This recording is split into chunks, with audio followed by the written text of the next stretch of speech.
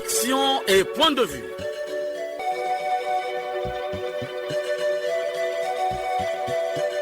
Action et point de vue. Réaction du peuple sur le développement.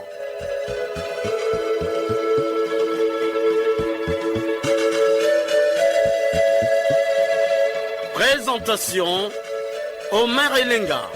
Auditeurs et auditrices de l'émission Action et point de vue, bonjour à tous. Toujours présents, nous sommes ensemble pendant 45 minutes pour parler, une fois de plus, de l'insécurité dans les grandes villes du pays, notamment avec les bébés noirs, les braquages, des vols à main armée, des tueries, bref, une insécurité qui fait délier les langues. À la technique Fred Obunga et Arnaud Ipene, à la réalisation Benzenzila et Wilfried Okomo, conception et présentation Omer Elenga. Ne quittez pas vos positions d'écoute, vous êtes bel et bien branchés sur la 96.4, la chaîne nationale, la nation dans vos oreilles.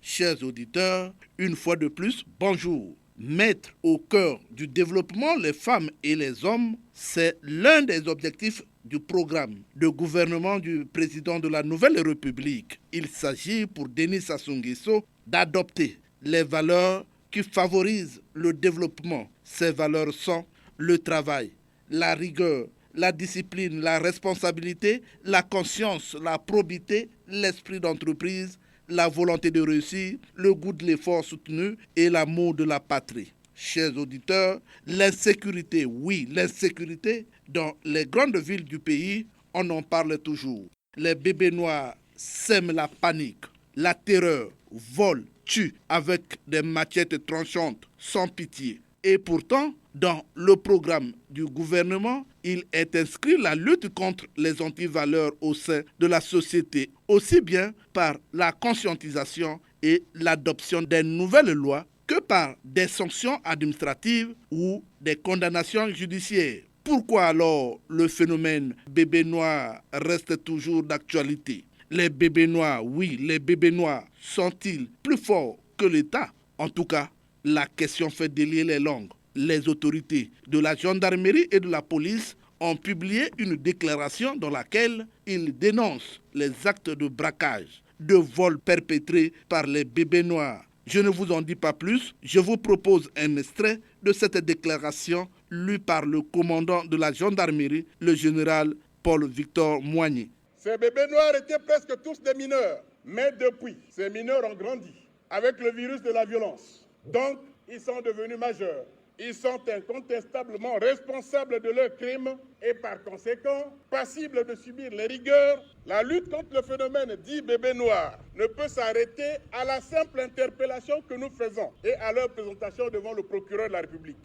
Cette lutte doit suggérer la combinaison des efforts de la part des cellules familiales, donc des parents de ces enfants, mais aussi de la part des autorités locales, que sont les sous-préfets et les maires, ainsi que des autorités gouvernementales en charge de la justice, de la jeunesse, de l'éducation civique, de l'action sociale, de la formation professionnelle, de la sécurité, et j'en passe. Parmi les acteurs de ce fléau, il y a 2 policiers. Que faire alors? Je vous propose un extrait de la déclaration des autorités de la police qui justifie l'innocence d'un homme en uniforme. Cette déclaration est lue par le colonel Didas Yobi.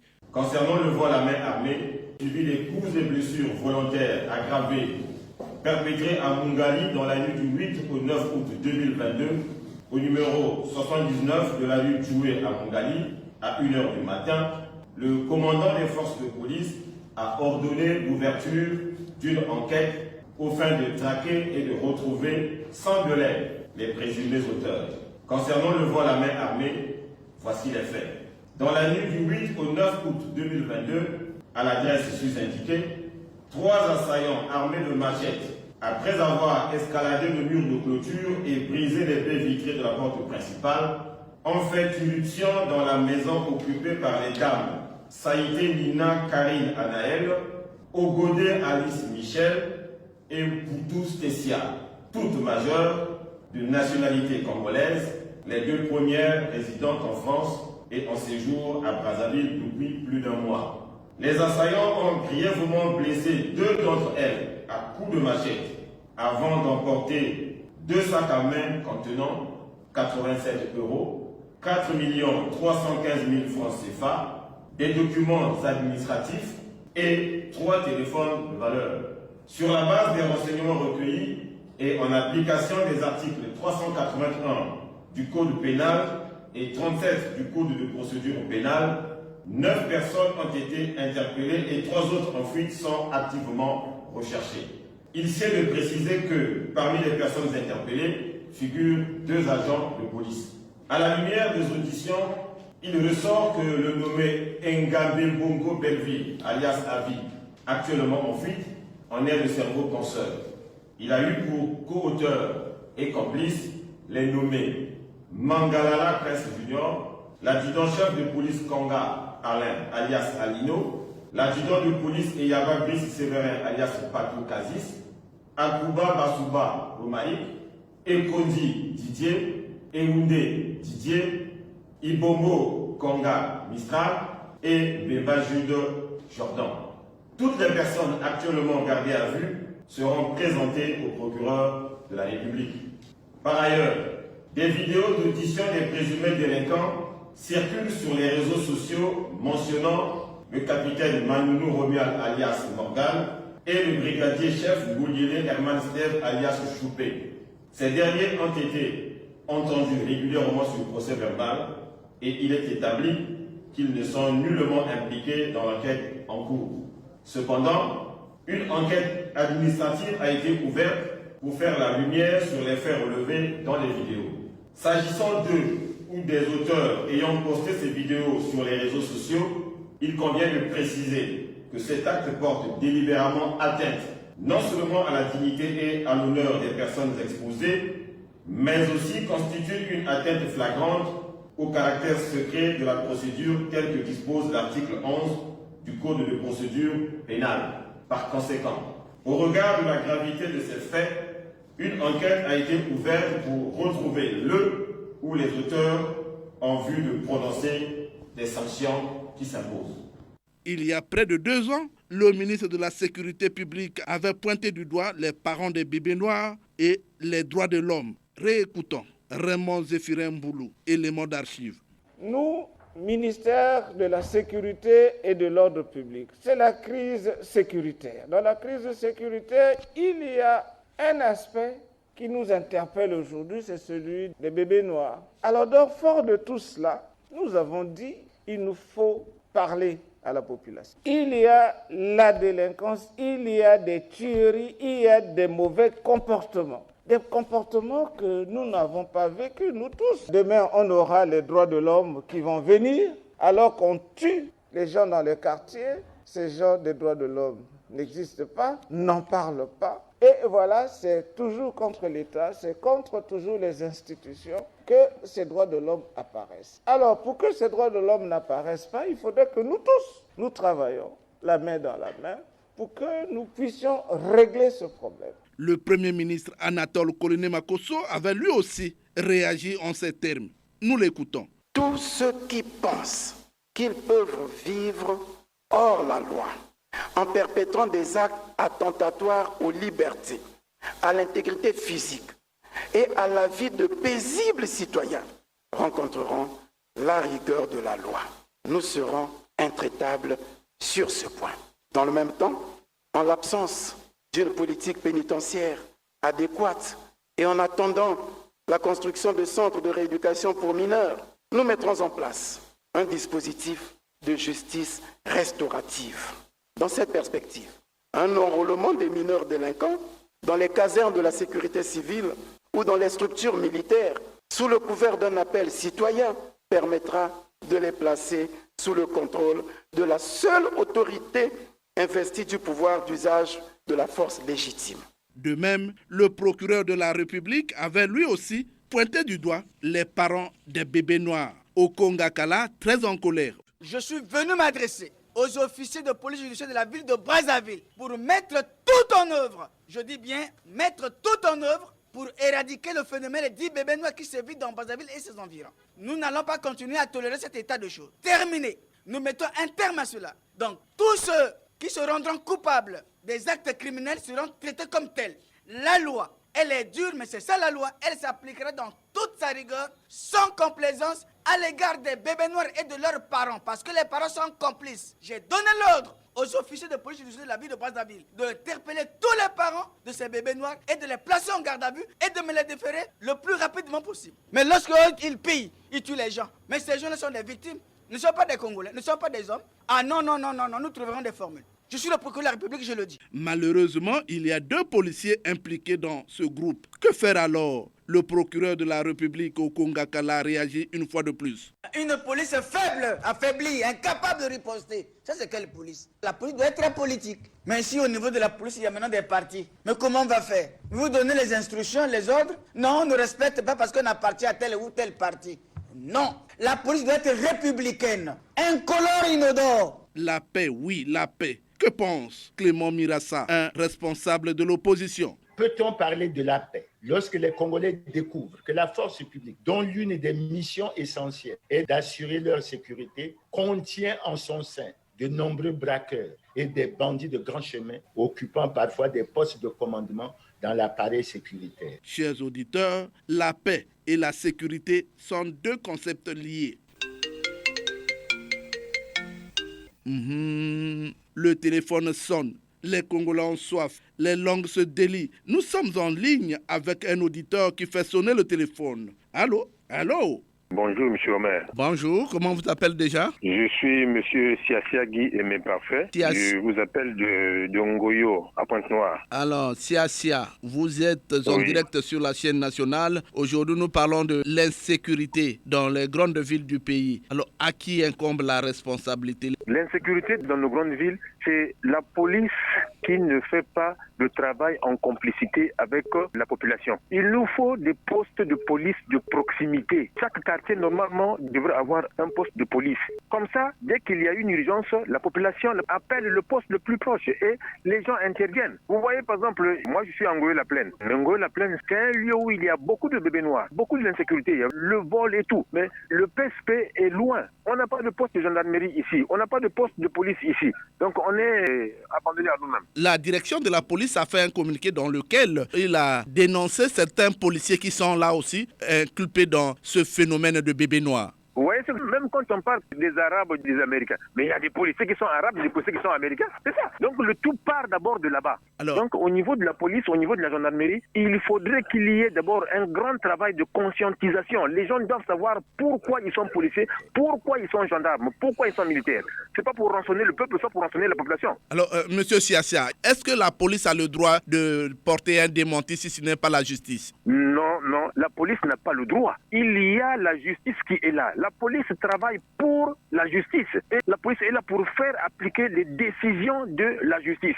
Finalement, quel est donc le rôle de la justice? Eux, ils sont là pour travailler en collaboration avec le tribunal. Finalement, donc, quel est le rôle du tribunal? Monsieur Siasia, les citoyens congolais pensent que les autorités congolaises sont aussi impliquées dans cette affaire de bébés noirs. Ils sont impliqués parce que je ne peux pas comprendre depuis que ce phénomène-là a commencé. Jusqu'à aujourd'hui, on n'a jamais jugé un bébé noir. Lorsqu'on les attrape, on les relâche. On les attrape, on les relâche. Moi, je suis natif de Dolisie. Il y avait à Dolisie, nous étions des jeunes, le Vakou qui existait. Là où on partait conscientiser les jeunes. Mais pourquoi aujourd'hui, là, tout ce que l'époque coloniale nous a laissé, tout ce que le monopartisme nous a laissé, ne fait que mourir.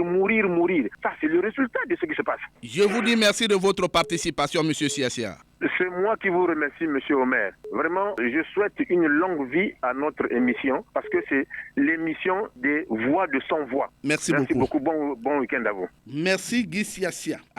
Allô, bonjour, de qui s'agit-il? Je suis Monsieur Lenga Tipo et je vous appelle d'Oyo. Vous êtes en direct sur la chaîne nationale. Aujourd'hui, nous parlons de l'insécurité dans les grandes villes du pays. Alors, à qui incombe la responsabilité? Ah, monsieur le journaliste, je dis bien monsieur le journaliste. Toujours l'insécurité au Congo. Mais à Oyo, nous ne cherchons pas à aller de midi à 14h pour vous dire que l'insécurité et ses dérivés que vous avez su énumérer, le vol, le viol, le braquage et les tueries, entretenus et alimentés au Congo par les Kuluna en complicité avec certains de nos compatriotes de la force de l'ordre, est un fléau né de la crise d'autorité de l'État qui s'explique ici par l'impunité de laisser aller. À cela s'ajoutent des injustices sociales liées au caractère très flexible de notre justice qui n'honore pas les couleurs de notre nation. Voilà pourquoi, monsieur le journaliste, quand vous arrêtez un Kuluna le matin, le soir, il est dehors et reprend son activité. À ce jour, monsieur le journaliste, le règne Kuluna a atteint son paroxysme et fait beaucoup de victimes, parmi lesquelles certaines autorités politiques. Voilà pourquoi plusieurs voix s'élèvent pour indexer ce fléau. Ces malfrats ennemis de la paix et du progrès dominent l'actualité congolaise de nos jours. Les responsabilités restent à partager certes entre les parents et l'État, mais l'État a la plus lourde part de responsabilité parce que l'éducation c'est une échelle. Quand les parents ont failli, l'État prend la relève. L'État ne peut pas faillir. Monsieur le journaliste, le peuple congolais a besoin de la paix et de la sécurité. C'est la question fondamentale de l'heure et non des discours sans impact sur le terrain. Voilà, monsieur le journaliste, notre appréciation sur votre préoccupation.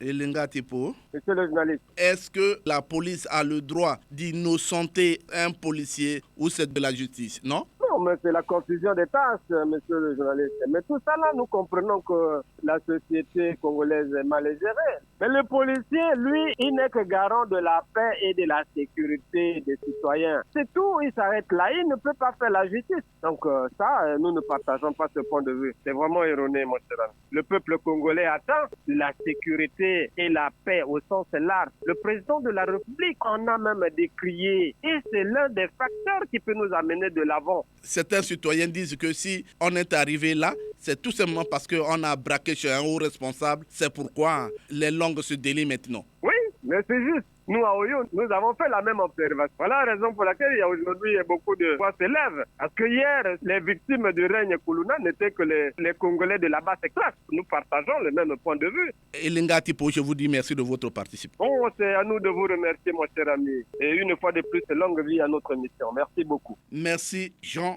Elenga Tipo. Allô, bonjour, déclinez votre identité. Monsieur Ernest.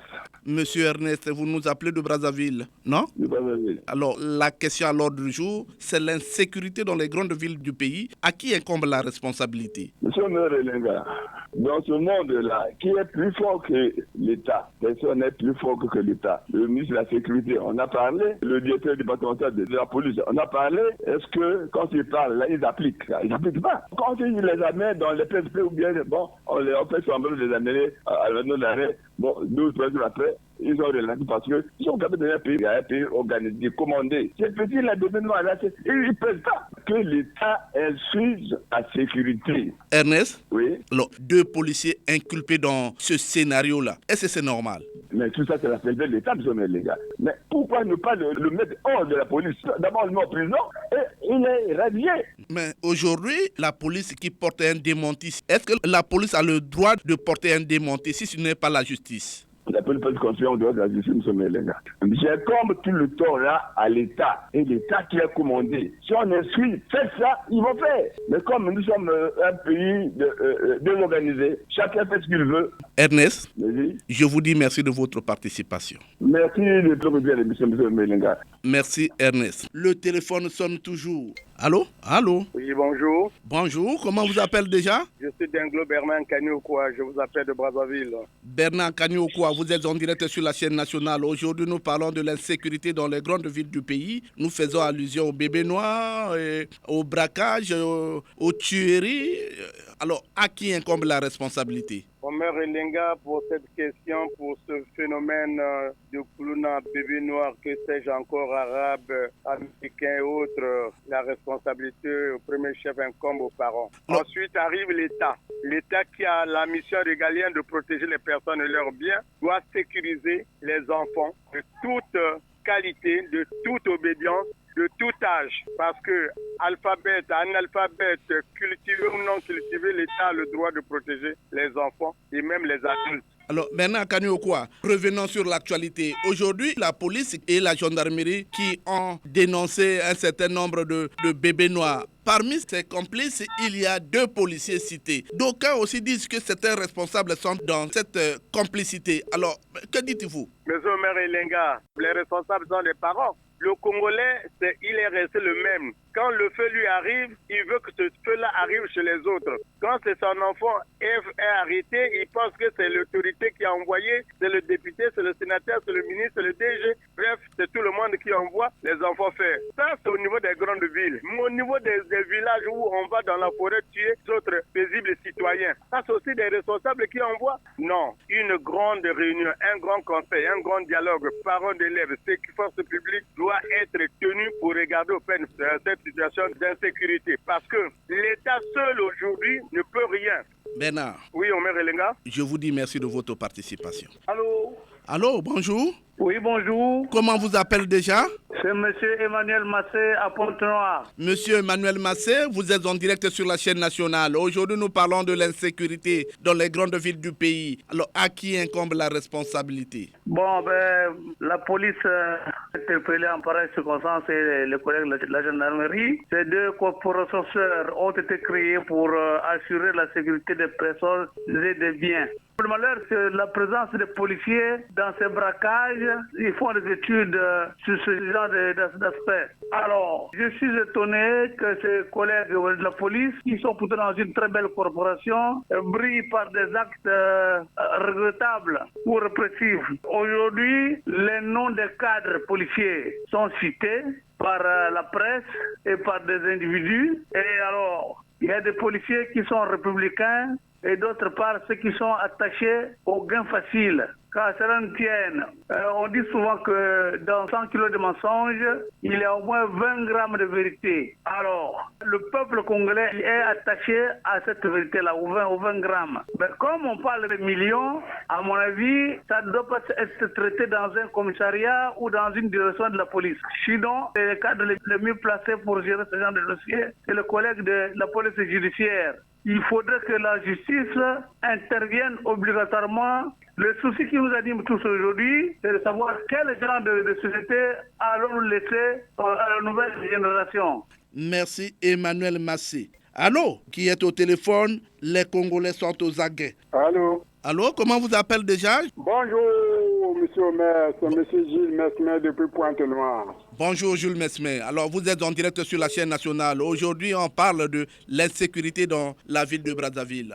Monsieur Omer, la question que l'on se pose est de savoir où sont souvent nos forces de l'ordre lorsque ces actes sont commis. Oui. Ne sont-ils pas complices, monsieur Omer? La réponse à cette question se trouve dans cette vidéo qui fait le tour du monde dans les réseaux sociaux suite à un braquage au domicile d'une dame à Brazzaville. Un général angolais nous enseigne, je cite, « Quand les services de sécurité n'arrivent pas à mettre fin à la criminalité, c'est que les criminels se cachent dans le service de sécurité. » Félicitations. Personne ne dira le contraire à cette vérité. Car, dites-nous, monsieur Omer, où ces bandits de grands chemins trouvent-ils des armes et des uniformes pour arracher prématurément la vie des paisibles populations? Dans ce braquage de Brazzaville, un capitaine serait cité.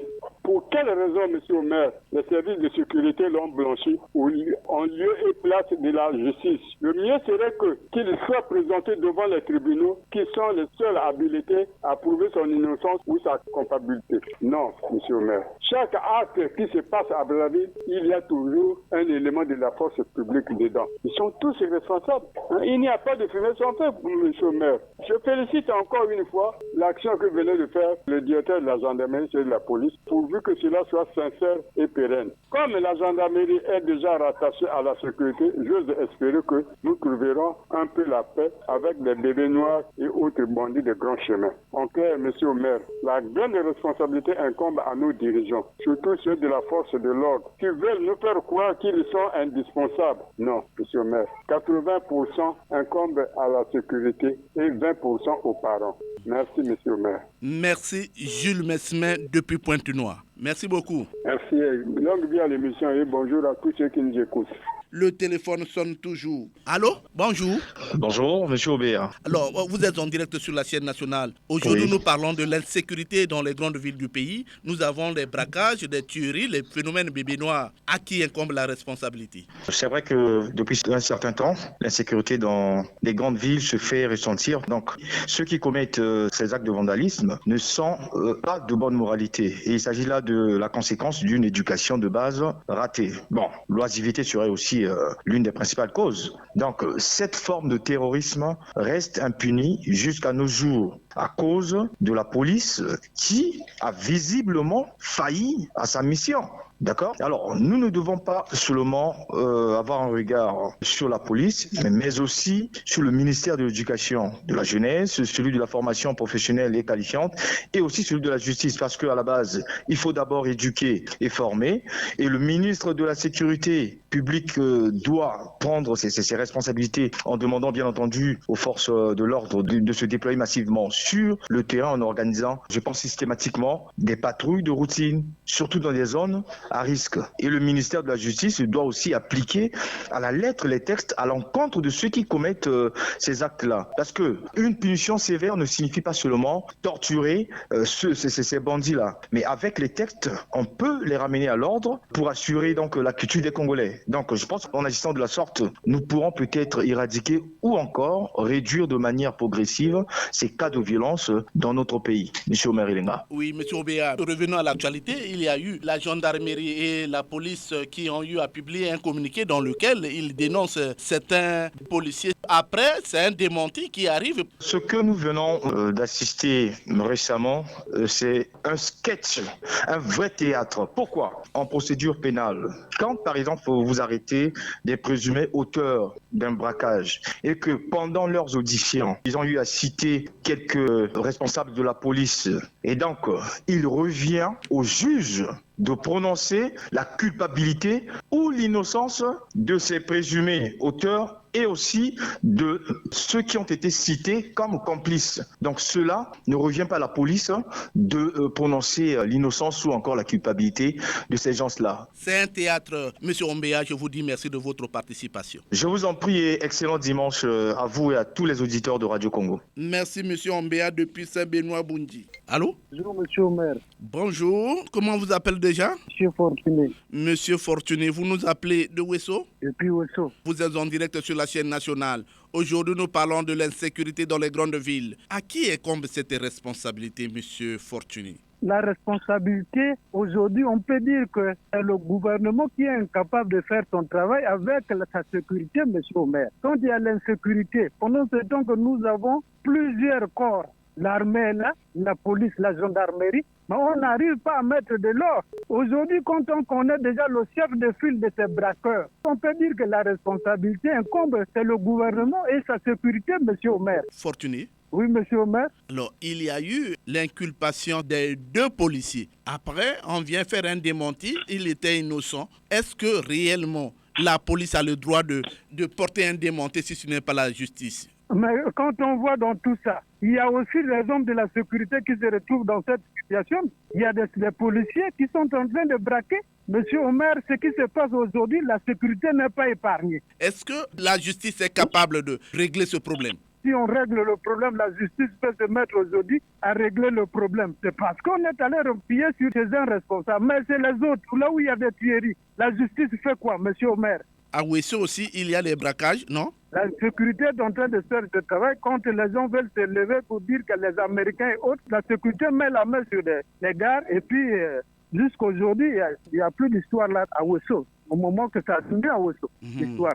coup de chapeau pour Ouesso. Monsieur Fortuné, je vous dis merci de votre participation. Je vous remercie et passez une excellente journée, monsieur Omer. Merci beaucoup. Monsieur Omer Lenga. Bonjour, il s'agit de qui? Jean-Marie? Jean-Marie Makaya. Pointe-Noire. Depuis Pointe-Noire, Jean-Marie Makaya, vous êtes en direct sur la chaîne nationale. Aujourd'hui, nous parlons de l'insécurité à Brazzaville et dans les grandes villes du pays. À qui incombe la responsabilité? Monsieur Omer Elenga, ça fait presque 2 ou 3 fois que nous tergiversons sur ce même thème au cours de notre émission. Ça veut dire que ça a de l'importance dans le pays. Et s'il y a bien de l'insécurité dans les grandes villes, comme vous le dites si bien, eh bien, l'insécurité est toute proche des facs. Pour moi, je crois que ce sont les facs qui sont responsables, c'est-à-dire la police, la gendarmerie et l'armée. Mais parce que je ne comprends pas qu'un petit pays comme le nôtre, M. Omer Elenga, que les bébés noirs, que les Koulouna, qu'il y ait tout le temps des braquages. Les gens sont obligés de rentrer dans les maisons dans la journée, sinon pas plus tard que dans la nuit. Ce n'est pas possible. Ce sont ceux-là les encadreurs de ces bébés noirs-là, je crois. Alors, Jean-Marie Makaya, est-ce que la police a le droit d'innocenter un citoyen, si ce n'est pas la justice? Je ne crois pas. Parce qu'il dit de la police, il dit de la gendarmerie, toutes ces forces-là sont supervisées par la justice qui est autour d'elles. Et s'il faut que la police soit innocentée, je ne crois pas. Monsieur Omer Elenga, j'insiste. Je pèse mes mots, j'insiste, je persiste pour dire que la police n'est pas loin de l'insécurité dans le pays. La police, la gendarmerie et même l'armée. C'est pas normal, M. Omer Elenga. Alors, mais que faut-il faire, Jean-Marie Makaya? Que faut-il faire? Je crois qu'il s'agit là d'interpeller les grands chefs militaires de ce pays. Ça peut passer par l'Assemblée, je crois. Qu'ils interpellent le ministre d'abord en tête, des FAC, et les autres grands dirigeants de l'armée congolaise. C'est eux qui doivent rendre compte à la nation. Pourquoi l'insécurité? Pourquoi doit-on retrouver des armes tenues par les militaires aujourd'hui dans les mains des civils? Mais il y a quelque chose qui se cache là, M. Omer Elenga. Jean-Marie Makaya, je vous dis merci de votre participation. Merci beaucoup, M. Omer Elenga, et bon dimanche à vous tous. Allô? Bonjour, comment vous appelez déjà? Flori Longuele, le département de la Lukwala. Alors, vous êtes en direct sur la chaîne nationale? Oui, la situation socio-sécuritaire en Afrique ne cesse de préoccuper les pouvoirs publics, en particulier en République du Congo. L'impuissance des forces de l'ordre public et du gouvernement mise en place de sanctionner les actes illégaux. Le chômage accru des jeunes traduit la rupture entre la relation entre la paix et la sécurité. S'agissant de ces causes et les conséquences qui viennent d'être évoquées, à savoir l'exode rural, le manque d'emploi, le manque des activités et des politiques d'orientation, malgré les efforts, il reste encore. Concrètement, organiser, c'est résoudre des problèmes des infrastructures et le problème de la main-d'œuvre qualifiée et la bonne gouvernance. Monsieur Omer. Monsieur Flori? Oui? Alors, mais la police venait de faire une déclaration dans laquelle il était en train de dénoncer les actes des bébés noirs. Et parmi ceux-là, il y a 2 policiers qui sont inculpés. Quelque part, il y a la responsabilité de la police aussi, non? C'est des mêmes policiers qui travaillent avec les bébés noirs la nuit. Je solliciterai au ministre de l'Intérieur, de la Sécurité et de l'Ordre public de faire une réforme sur la question du recrutement de l'ordre public, puisqu'il devait se baser sur d'abord,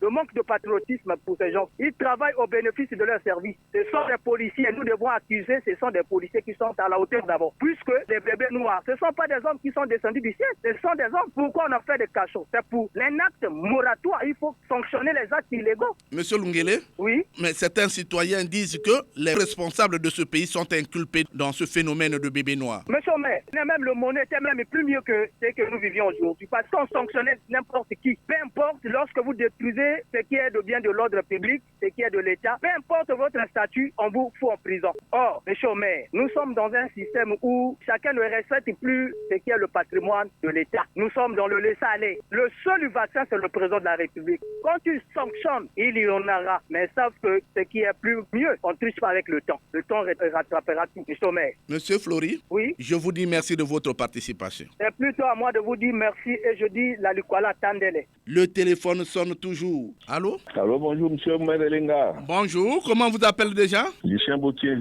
Vous êtes en direct sur la chaîne nationale. Aujourd'hui, nous parlons de l'insécurité dans les grandes villes du pays. À qui incombe la responsabilité? Bon, merci, monsieur Omer Elenga. Je crois que les causes de cette insécurité sont multiples. Mais pour moi, j'en épinglerai 2. Il y a la dégradation du système éducatif où on a négligé la morale et tous les enfants qui partent d'école primaire jusqu'à ailleurs n'ont pas le sens profond de l'être humain et du bien public.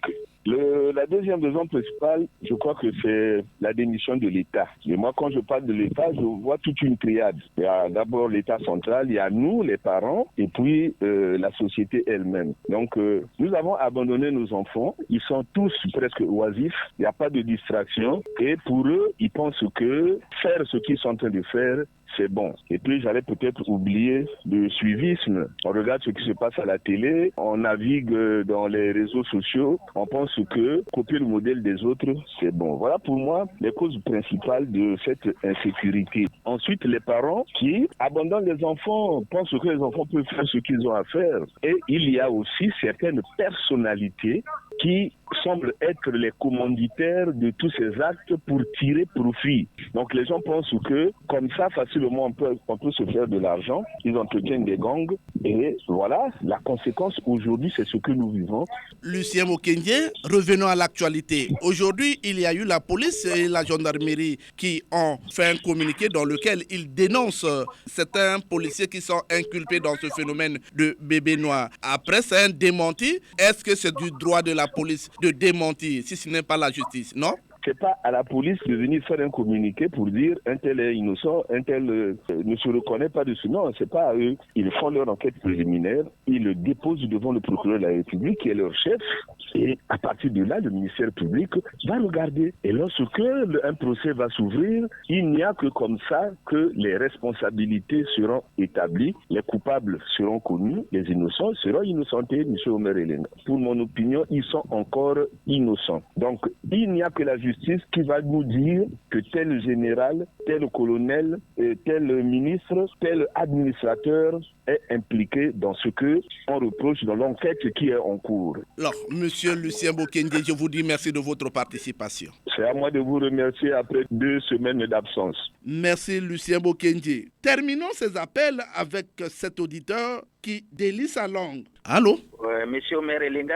Allô, bonjour, comment vous appelez déjà? Je suis Monsieur Oborongaporo. Monsieur Oborongaporo, vous nous appelez de Brazzaville, non? Oui, je suis à Brazza, au bord du viaduc là. Au bord du viaduc. Vous êtes en direct sur la chaîne nationale. Aujourd'hui, nous parlons de l'insécurité dans les grandes villes du pays. À qui incombe la responsabilité? Bien, je dois d'abord sincèrement vous remercier de votre antenne étendue. Votre émission est d'une portée évolutionnaire pour tous les Congolais qui aiment bien ce pays. Et il faut avouer que le banditisme a atteint déjà son apogée dans les grandes villes, notamment Pointe-Noire et Brazzaville. Ceci, faute, il faut regarder le côté des autorités parce que la police, surtout la police qui est pointée du doigt, doit seulement se mettre au travail. Et lorsque une police devient complice des bandits, eh bien, le pays n'avance pas. Notre pays, jadis, n'était jamais comme ça. Aussi, c'est la faiblesse des autorités. Il faut regarder comment réactualiser la direction des polices. Parce que nous ne sommes pas là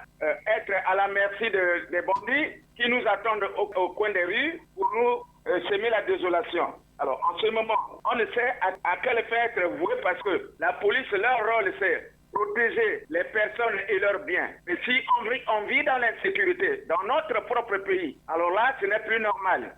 L'usure au poste crée des situations. On regarde là où ça ne tient pas, les compartiments qui ne tiennent pas, on remplace. Et nous n'avons pas à tergiverser avec les gens qui sèment la terreur et la désolation en complicité avec la police. Ça, jamais personne ne l'acceptera dans ce pays. Monsieur Oboro? Oui. Alors, il y a eu un communiqué dans lequel on a accusé les responsables de la police, mais après, c'est un démenti. Est-ce que la police a le droit de démentir si ce n'est pas la justice? Non? Dans ce pays, il me semble que les relations prennent corps dans ce pays. Il y a comme une justice avant la justice. Alors nous ne pouvons pas continuer à évoluer dans un pays qui tourne à 4 vitesses. Pour des causes inavouées, on protège le criminel. Là, où est la place de la justice? Où est-ce que nous allons avec les antivaleurs? Alors, Monsieur Oboro, je vous dis merci de votre participation. Je vous remercie infiniment parce que votre émission, je dis bien, est évolutionnaire pour tous les Congolais qui aiment le pays. Je vous en prie.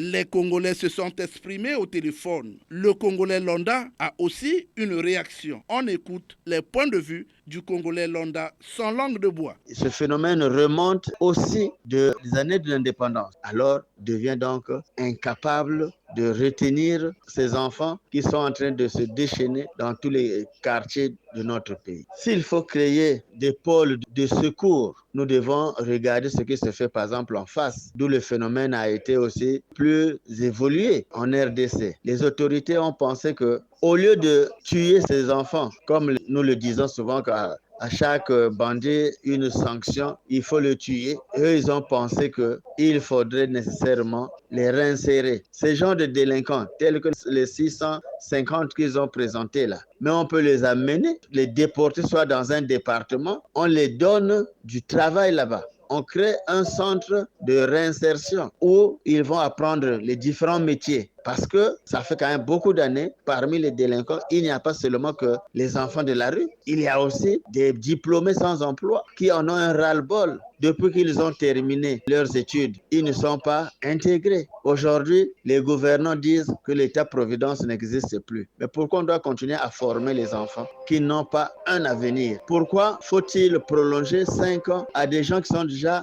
fatigués pour qu'on n'intègre pas ces jeunes-là? Toutes ces causes-là ne peuvent que créer une délinquance juvénile et une insécurité qui ne dit pas son nom. Monsieur Omer Linga, ce phénomène-là, c'est un problème qui concerne la vie de toute la société. Voilà ce que je tenais à donner comme point de vue. Cette affaire de braquage, vol, tuerie. D'aucuns disent que les causes sont selon le fait qu'il y a le chômage, il y a ceci. Non, le chômage, il n'y a pas que ces jeunes-là qui sont en chômage. Nombreux des jeunes Congolais sont en chômage. Mais pourquoi il n'y a que ceux-là qui font la terreur dans le pays, plus précisément dans les grandes villes? Je pense que la responsabilité peut être partagée entre les parents et l'État. Parce que ces jeunes-là sont presque négligés par leurs parents. Ils n'écoutent pas leurs parents, malgré les conseils que leur prodiguent les parents. C'est des jeunes vraiment indécrottables. Ils sont en train de tuer. L'État est impuissant. La sécurité les arrête. 2 jours après, ils se retrouvent dehors et ils reprennent avec les mêmes actes. Ce sont des récidivistes. Alors, en ce moment-là, qu'est-ce qu'on devait faire?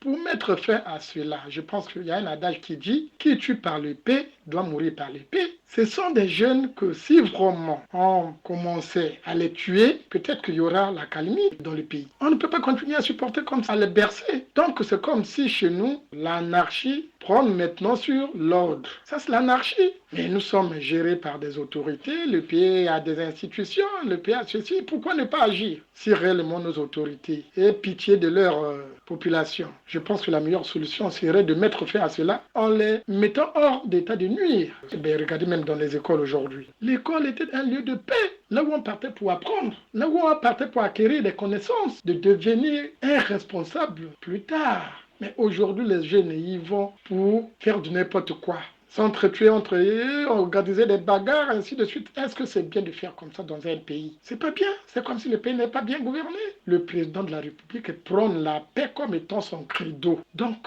on ne doit pas continuer à assister à ces désordres-là. Qu'ils mettent fin à cela. Que les autorités mettent fin à cela.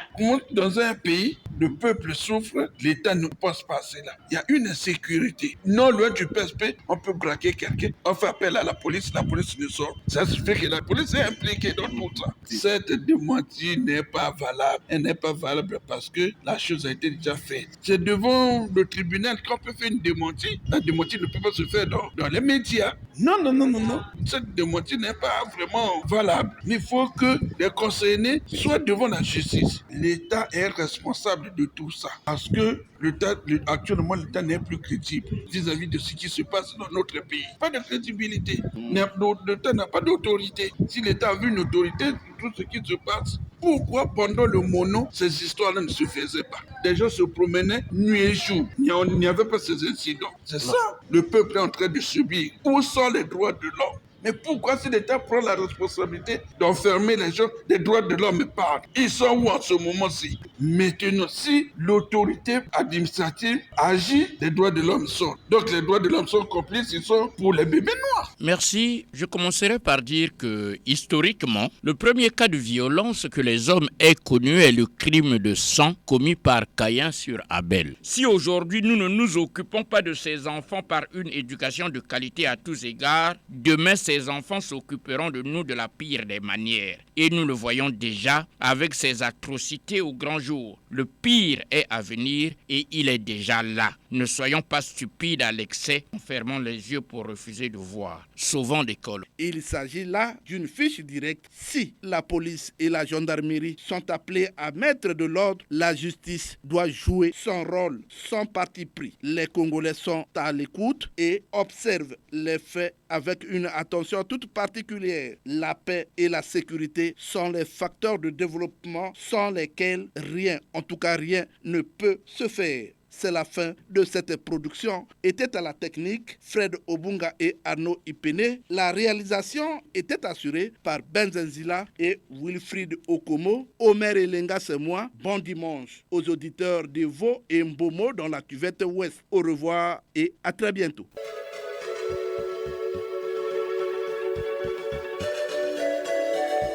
C'était Action et point de vue, Omer Elenga.